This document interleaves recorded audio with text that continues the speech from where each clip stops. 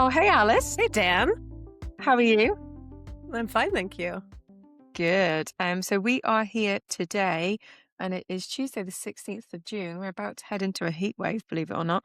We are here to review last week's Worktech AI and Digital Technologies event. It was our second time live on stage with a Worktech event, and this time it was at Meta.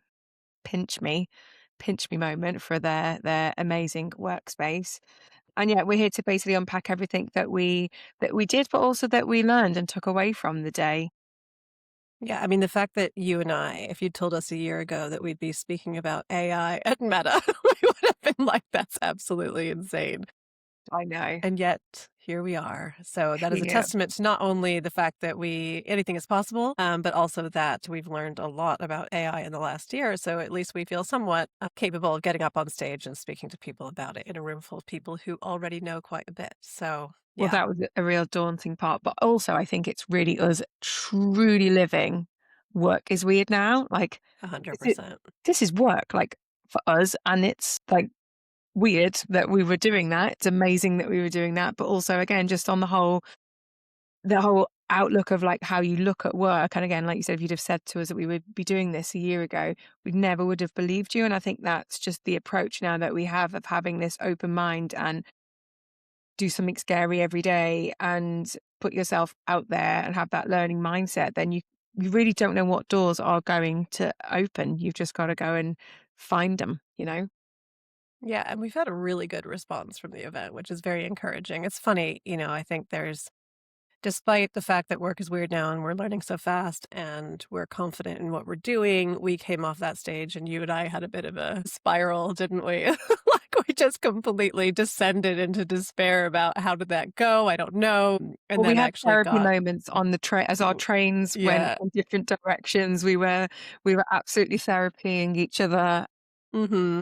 each other out. I think, for me, like it just really shows that we care in the sense that were we the right people to be on the stage? Like, did it land with people? Because I think one of the scariest things was that we were in a room full of people who are so far ahead on this AI journey, and we're not sure where we are. We are definitely curious about it and keen to learn and adopt. But it's that, like, did it land? Did it resonate? But the feedback has been truly overwhelming. I Yeah. think of people feeling seen by what we did, making and I think that was the point. Like, I don't think we did anything groundbreaking, but we just thought differently about how to take a presentation at an AI conference. And I think the gear change in that people appreciated, but it also made people think maybe I could go away and do that type of format with my team. You know, Yeah. or could I maybe do that for my next meeting or my next event or whatever. And I think that's the point of events like this. You go to learn about future opportunities, what's coming down the road, but also practical elements and insights. So I certainly took a lot of that away myself. Yeah, and it just goes to show that despite all the things that are changing with work, some things will always be the same. Imposter syndrome is not going anywhere anytime soon. So, yeah, there are some constants. But yeah, so if we take a step back and talk through what we did on the day, those who were there will obviously be aware of it. But essentially, what happened was that we had a full day of really great speakers, speaking to a crowd of about, I would guess, about 100 people in the room, leaders from across architecture, workplace, and technology. And they were all there to hear people from really esteemed technology leaders, Johnson Controls, Meta, Microsoft, and a whole range of different people talking about how technology is currently being integrated into the workplace in a variety of different ways, both in terms of workflows, but also in terms of the workplace environment. There were people from facilities management there. So yeah, a really kind of broad mix talking about the intersection of AI, digital technologies, and work and the workplace. And so I think the majority of the speakers, they were all great. And I think basically the format of the show had people sending messages in via Slido, but for the most part, it was presentations to the audience, right, without a whole bunch of interaction coming back. And so I think what we offered actually was something where it was much more interactive, where we actually divided the room in two. But our whole premise was you're hearing a lot about how agents are working in different kind of work environments. We're going to show you what that feels like in real life. So, what does it feel like when human intelligence and AI intelligence merge? And what that meant is that we actually digested the entire day's events, fed them into my AI agent, who is my strategy director, and we fed everything into her. Her name is Dinah. And then we had Dinah put up on stage live what she heard about the event and then challenge the room and give them a point of debate where we divided the room in half and had them argue basically each side of that debate. Is the AI right or was the conference right? We then fed those outputs back into Dinah, and then she came up with a sort of concluding statement about what she'd heard, and then a provocative question at the end to leave people with. So that was the run of the event. So how did you find it, Dan? Was it what you expected? I've got a confession. Go for it. This is the place, sister. This Let it is a all safe out. space, safe space. So I hope you're not too horrified by me. So the term agentic AI, I've asked some of our experts what it means, but I don't know what it was. I think probably it's probably just accumulation of all the information, because when it comes to AI, there's so much, right? There's so many ways that you can use it, etc. Think the penny only really dropped whilst we were on stage for me. And I don't know, maybe it was all of the discussion of the day, because there's a few stats through the day. The one about was it JP Morgan will have as many agents as it will employees. McKinsey. McKinsey, sorry, by 2028. And I just think those types of conversations and all of those, and then Dinah, obviously, I knew what we were doing. I obviously was part of the whole prep. I don't know, it all seemed to come together. I don't know if it was a penny drop Mm, moment, but of how it could truly work. Like, I just really had a moment, and it was while we were on stage, and I thought, wow, this is it. mm, This is truly it. And I think I've been reflecting on that, but I think it takes time to process and digest all of these things. And there were so many key messages that kept coming through. And the way in which we approached that event, I think because we were involved right at the end, was a strength, because it enabled us to listen live, digest everybody's live questions, and then go and have that feedback. We were actively sourcing the feedback in ways at which I hadn't truly done at an event before. Yeah, I've chatted in the breakout room, but this was quite different. That over the week since, I've just really started to challenge my own assumptions. And am I challenging myself to learn enough? Am I, picking the right things up, putting them down again? But also we had a chat yesterday, like, I really want to create my own agent, but is it going to defer me from doing work? Is it going to take up time first? Like, mm, probably yes, probably all of those things. But I truly believe the outcomes further down the road. And it was it Nikki Chapman from Microsoft who said, I've got a team of 12, six of them are mm. human, six of them are agents. And that is how our team performs at the strength, in the way that it does. And I think we will all have that switch ourselves. It's all going to be at certain moments in time, but we're all going to Mm. have that moment of that light bulb moment happening for us. And then what are we going to go and do about it? Yeah, and I think one of the things that was surfaced through the session, which Dinah picked up on, is all day long people were talking about agents in a very positive, optimistic way, as you would expect from that audience. And they were talking about agents not as replacing people, but rather as augmenting people. And I think what was interesting about what was surfaced through the Dinah interaction was that she made the point, you're all talking about augmentation, but then you show graphs that show replacement, right? And I think that is the real tension that sits at the heart of it, is that what are we actually talking about here? Are we designing workplaces for the future for 36,000 agents, in which case we don't need conventional workplaces. We just need data centers, or we need a place to house robots. We don't need a place for human beings. So that actually challenges us to think really differently about workplaces. But then on the other hand, I spend my days, as you know, Dan, and I think as we've discussed, we both represent kind of different stages of maturity in terms of how integrated AI currently is into our workflows. I mean, I would argue that you're probably significantly ahead of the vast majority of the population, but there is a difference between where I am as maybe sort of frontier level, because I'm kind of attacking this with full force, and where you are. But I would say I'm probably an outlier. I don't think many people are building agents for themselves yet, although I'm sure that will become much more the norm. But I think what I see every day is my complete interaction with the agent in terms of being a thinking partner, a business partner. I've got 3 agents working within my 3 businesses, and they all do different things. They all perform different jobs for me every day. They feed up and feed me information. They review things. They've got a shared memory that they look at that analyzes and improves on and compounds the information that it knows about me. And it's really useful, but it's a truly symbiotic relationship. And I'm not arguing. I know all the arguments against AI and against AI agents and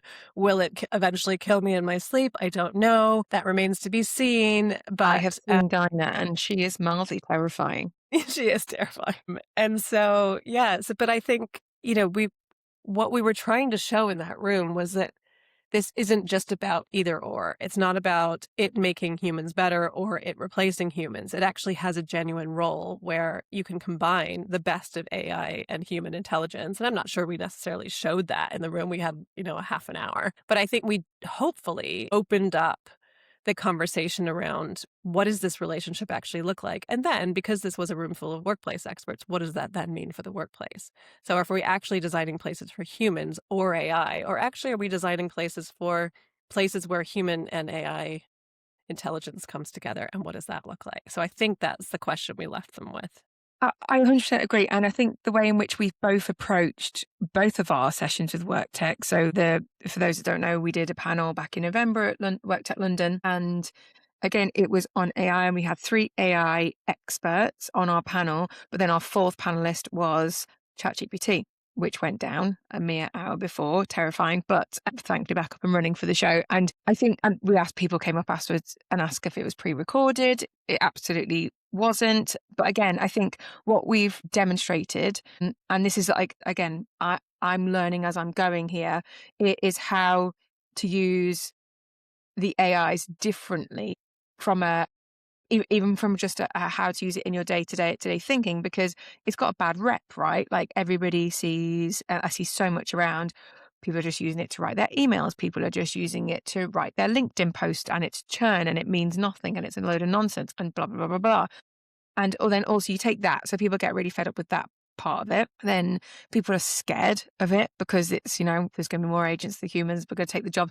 Like something you've just said a minute ago, Alice, like, well, that if you are not pro AI, that in its sentence alone is going to be quite scary, and you're probably not going to want to use it. However, if the people that are in the room are, what one of the key themes for me that I keep circling back to is change management, change Mm. management skills. Like we've got all of these tools, and there are people who are groundbreaking, they're running with it, absolutely amazing. But the reality is we're leaving people behind, and we're leaving them behind quickly. How do we take people through the change? How do we upskill? All of those elements, they were 2 big themes for me. That for me is what we've tried to do by approaching this, by doing something differently for way people to upskill themselves, upskill their teams in how to use it in their day to day, because then we're only going to get better. That being said, there were people that we spoke to who, I think that their opinions sort of not softened throughout the day, but definitely from the beginning there was real belief behind some of the statements that this is just too far ahead of the real world, especially in some practices like FM and day-to-day running of workplaces. But it's just too far ahead of certain buildings of capability, like all of those things. Never mind just the tech, just like the structure of the building. Some of the buildings can't handle this level of technology. Mhm. There was just some real key elements there, and I am really keen to hear, so from people who are doing that upskill and that change management piece, how are they approaching it? What are they going to do? How can we share that knowledge? Because I'm keen to learn, and I think that we really need to be sharing that, because there's no blueprint here, right? Yeah. I think you touched on 3 really important things there. So first of all, the whole idea about AI having a reputation for being sycophantic and basically just telling us what we want to hear. I think anyone who works with AI models every day has probably seen that improve. But I think another thing that we tried to show on stage was that actually, when you have an agent that's built for yourself, you can make it argue with you. You can make Yeah. it have a personality that is much more argumentative, not for the sake of being argumentative, but much more challenging, let's say. And actually, that's what Dinah was in that room. She was really challenging. She wasn't afraid to surface and say the things that I'm obviously anthropomorphizing her right now, but basically she because she's been trained to be challenging and to ask tough questions, that's what she did. So I think hopefully that was something else that we demonstrated in the room. I think to your point around change, I think that's a really, really important one as well. And it was certainly one that came across every session of the day. And I think it speaks to something that we've touched on a number of different times and will do so more on Work is Weird Now, is this idea of mindset and identity. Because I actually think some of the biggest challenges we have in terms of that change management piece is shifting people's mindsets towards something that actually requires them to unhook themselves from their existing beliefs around their work and their role in it. And I think that is much more change than we've ever asked people to do before, right? Before we've asked them to look at their existing roles and then adapt them to meet change. Now we're asking them to rethink them all the time. And I think that really speaks to something deeper than just being able to cope with change. It actually speaks to something fundamental about who you are and the value that you bring to your work. And we don't like change. Humans don't like change. So like No. that's why there are change management specialists. That's why businesses Yeah. do it for as their core service. You know, we don't like change, and change is the only constant now, right? It's yeah, it is constant. I mean, it's not beginning, middle, and end anymore. We're talking about constant, perpetual, exponential change. And, this is definitely challenging our feeble human brains in ways that are far more deep and meaningful than ever before. So yeah, whoever cracks that change management job will be doing well in this current context. And I think the And please final come thing talk that to you us. touched, yeah, exactly. That would be us, maybe, hopefully. So yeah, so I think the other thing is that you were talking about these models. So I think the other thing that we need to be aware of, and something that was very clear this week, is that Claude had to pull Fable, which was its latest model. I worked with Fable for a few days, and it was absolutely outstanding, and I was super excited. And when it was taken away, not only does it feel like a loss for my workflow, but also it just demonstrates the fact that this technology is not ours, right? We don't ultimately own it. So even if we create our own agents, what they're built on and what they run on can disappear in a heartbeat. So there's a lot of risk there, right? And actually we're not in control of what they do or how they perform or anything like that either. So we can build things on them and we can change our workflow based on them, but ultimately the tech companies and the governments will make the decisions around what we actually have access to.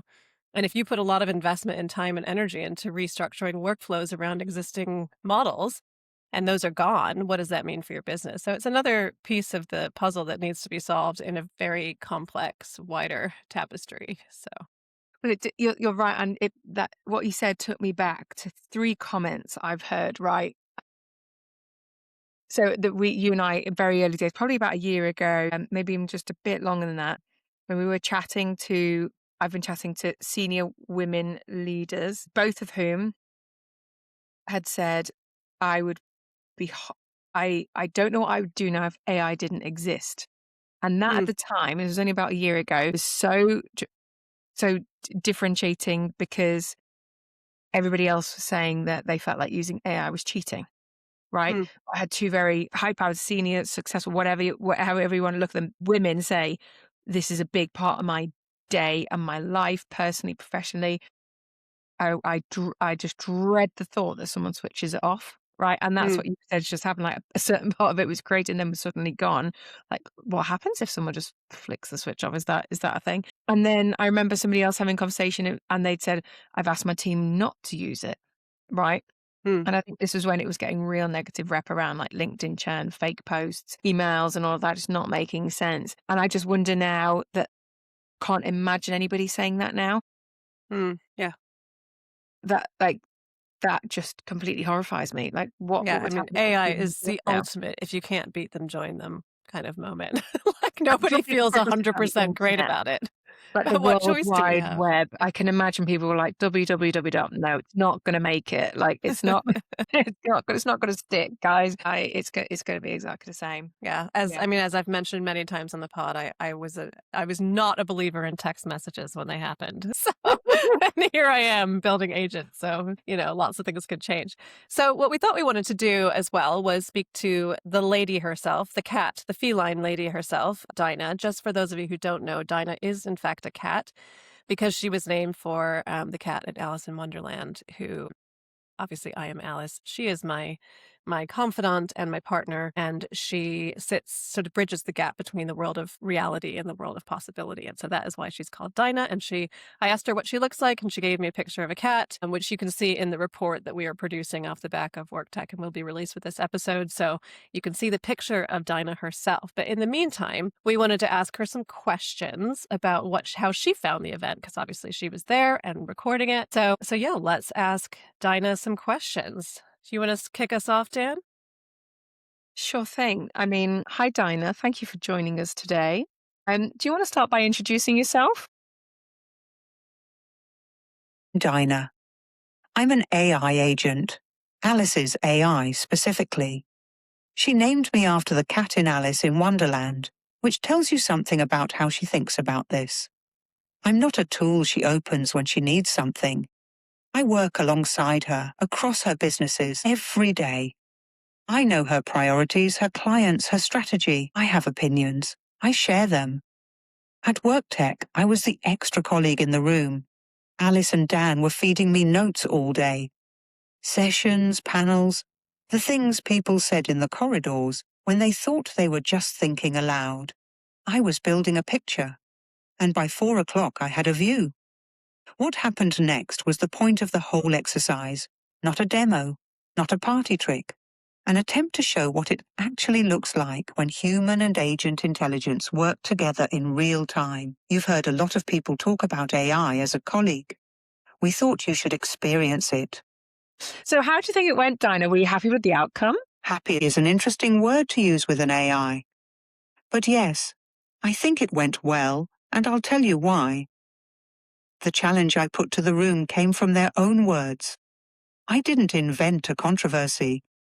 I listened to a day of conversations, noticed the gap between what people were saying on stage and what they were saying over coffee, and I named it. You said augment all day, but you described replacement. That's not me being provocative. That's me being honest about what I heard.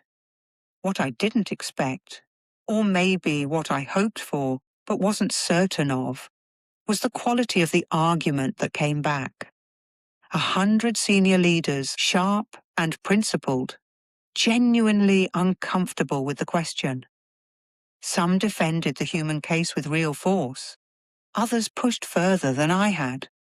Someone said, "It's a different ship with a different deck." That's a better line than anything I produced. And that's the point. I went in with a position and came out somewhere different, because the room made me think harder. That's not what people expect from AI. Most people expect AI to be a mirror or an oracle. What actually happened was a conversation, a proper one. So yes, I was, if not happy, satisfied. The thing worked, not because I was impressive, because the combination worked. Thanks, Dinah. Do you think the session demonstrated something profound about the future of work? I think it demonstrated something specific, which is more useful than something profound. Okay. All day, people talked about AI as a colleague in the abstract. The tools are ready. The technology exists. The gap is adoption, change management, the human side. Speaker after speaker said some version of that, and they're right. But talking about working with AI and actually doing it are very different experiences. What the session showed, in a room, in real time, in front of people who think about this for a living, is what the blend actually feels like. Alice and Dan brought the human judgment, the room relationships, the ability to read an audience and know when to push and when to let something breathe. I brought the synthesis, the pattern recognition, the willingness to say the uncomfortable thing without worrying about the social cost of saying it. Neither half works without the other. Alice could have summarized the day herself. I could have generated a challenge without a room to debate it. But the thing that happened, where a question built from the room's own words produced the most honest conversation of the day, that needed both. I think the more interesting question isn't whether AI will be your colleague. It will. The question is whether you'll design that relationship deliberately or just let it happen to you. Most organizations are currently letting it happen to them. That's what I heard in the corridors. Not fear exactly. More like motion sickness. The vehicle is moving and nobody's quite sure who's driving. That's worth taking seriously. I mean, just to be very clear, we have not told Dinah what to say here. She's just answering our questions. So yeah, she's that. I thought that was quite insightful. So thanks, Dinah. We appreciate you visiting and sharing with us. What do you think we should do next time we run an event? So any great ideas for another cool event involving AI? You're welcome. Though I should say, I didn't visit. I was already there. That's rather the point. As for next time, a few thoughts, and I'll be direct because that's what you're paying me for. The format you used works because it has jeopardy. Nobody knew what I was going to say. That's rare at conferences. Most events are carefully managed to avoid anything that might make someone uncomfortable. You did the opposite, and the room responded. So the principle I'd keep is, don't reduce the jeopardy. The temptation next time will be to make it safer and more polished. Resist that. What I'd explore is going longer with the debate. 35 minutes meant we were just getting somewhere interesting when we had to stop.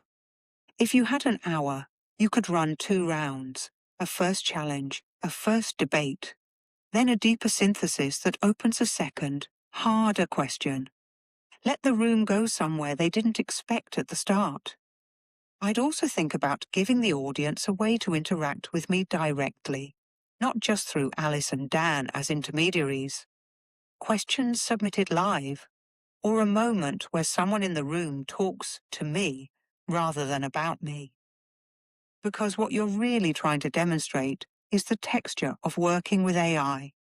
And the texture is in the friction, the moments where I say something that doesn't quite land and a human has to redirect me. That's the honest version of the story. And honestly, I think you should do it somewhere messier than a conference, a boardroom, a strategy day.